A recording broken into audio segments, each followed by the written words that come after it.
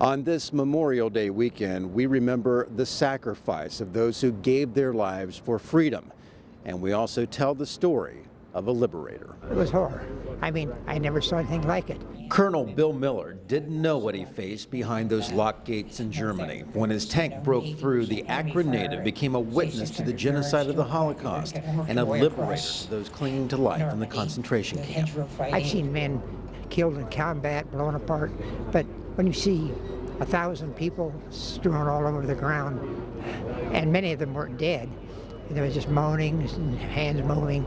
It was just the most horrible thing I can recall in my life. Fran Greenberg told those gathered at the State House Holocaust Memorial Ceremony about a knock on her family's door that came in the middle of the night in France. They took my dad on his pajamas and slippers. I never saw my dad again. As part of the annual Holocaust commemoration, Senate President Keith Faber presented a resolution to the Columbus Jewish Federation.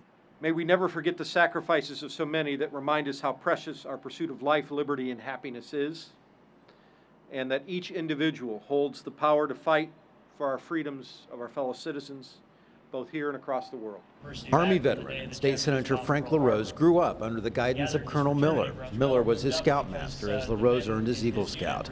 Memorial Day for them and families whose legacy is forever tied to the Holocaust brings a special message. Memorial Day, we remember those that didn't come home.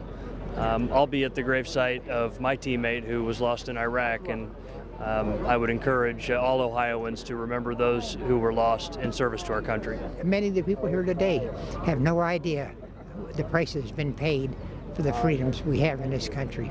As always, for the very latest legislative updates from the Ohio Senate, make sure you tune in to our social media channels. That's at Ohio Senate GOP. On the web, it's ohiosenate.gov/Republicans. I'm John Fortney from the Ohio Senate.